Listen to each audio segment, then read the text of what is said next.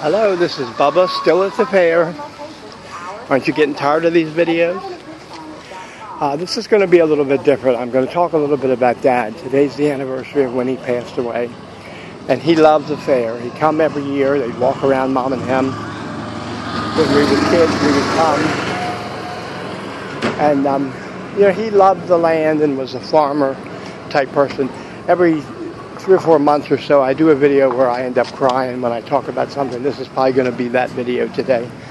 But, so coming to the fair, it makes me feel close to them because they always looked forward to it. And they liked the country music stars, the old-time stars. I remember one time Loretta Lynn came, her bus came by our house, and Mom said she waved at her. They were sitting on the porch, and, it was an exciting thing because they loved all the old country music people. But Dad worked at Farmers Co-op, so farming was very important to him because he grew up in West Virginia in a farm, and then for a while we lived in Myersville. I had a farm, and I think he really enjoyed that. But he would come here. He worked at the Farmers Co-op, and they have a stand up here, coming up a little way. And every time I go by there, I always think of him because one of the lessons he taught me is if somebody pays you to do a job, you go all in and do your best at it.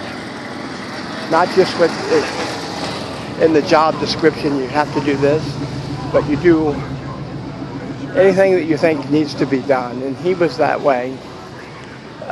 When he got sick, he liked to go see the farmers that he had delivered stuff to all the years. And Lisa took him to most of them, but I took him to a couple when I'd come home from Lynchburg because I lived there and worked at Old Time Gospel Hour as a crisis counselor. Can you imagine that?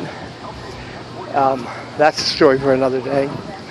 But I remember going to one of the farms, and Dad had gone down a great deal because he had lost a lot of weight because he had colon cancer.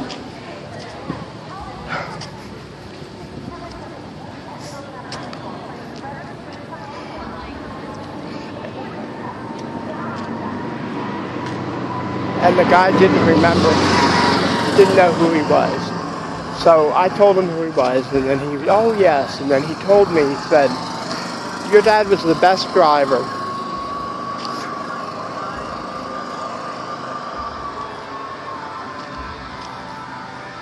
Because I had a certain way I liked my feet and where it should be and all that, and he always would make sure it was there and make sure that I was satisfied before he left. He was always on time. And I think all of us learned that from him, that to work hard, give it your best effort, and sometimes even do up and above what you have to do. And as I've worked with the guys, I think that's the lesson I got. The other thing I always remembered about Dad is that when people got sick, a lot of his friends were getting older, and whenever they were sick, he would be the one that would be going to offer actually to help on something. Like it would be different things, but he would always think of something he could do to make it a little easier for them. He wasn't particularly a sit by their bedside holding their hand kind of guy, but he would definitely,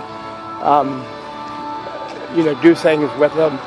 And like a lot of farmers, and I remember one guy died, and he hadn't planted his garden that year, and Dad went and helped his wife do the garden and take care of stuff. And I mean, that was really the kind of person he was. And Mom was a great caregiver. She took care of kids all of her life, us kids and then other kids.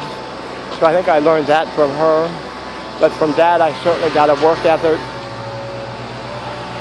But he would come to the fair, and he would love walking around. And of course, he would know everybody. So we'd be walking along, and everybody would be stopping him and talking to him. And, it was great fun, and it was great seeing him in that setting. But he was a cut-up, too. Like, he had a good sense of humor and would kid around with us kids and all that. But when he worked at the mill, we lived right across the street from it, Farmers Co-op, and he would go in way before he had to and have everything set up. I remember the ladies they worked in the office said to me at the viewing that they always knew everything was taken care of because he'd be there, he'd have the coffee starting, he liked his coffee, and he would make sure all the buildings were safe. He'd walk around and check everything. And, you know, they really appreciated having him there and having him do that. But, you know, he really, he was an early morning person. I'm not a morning person. But it'd be about 7 o'clock in the morning, and you'd hear Dad yelling, "Are you all going to sleep all day? 7 o'clock in the morning." The day hadn't started yet. But I used to deliver newspapers in the morning and the afternoon, and Dad would get up before me, and he'd have my papers wrapped. He'd put a rubber band on them. He'd have them all ready for me. So I'd hear the country music from the country music station, WFRD, MD, WMD. I'd smell his cigars, I'd smell his coffee, and I'd hear the rubber band snapping against the newspapers, and I knew he was getting them ready for me. And they would, sometimes customers would complain. They'd put a note on the container, a thing of papers. It would say such and such said they didn't get their paper, such and such didn't get it on the porch, whatever their complaint was. And Dad would read the complaints, and he'd say, "Oh, that old complainer over there on whatever street, Mount Olive, up in Mount Olive, is complaining again. I'm sure you did it fine, so don't worry about it." You know, everybody needs someone that believes in them, and he was somebody for all of us that did that. So this is the Great Frederick Fair, and all of the farm equipment.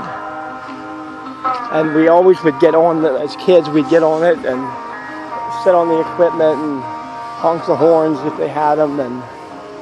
But, you know, it's a great tradition. And just on this day, as we remember the loss of Dad, we miss him.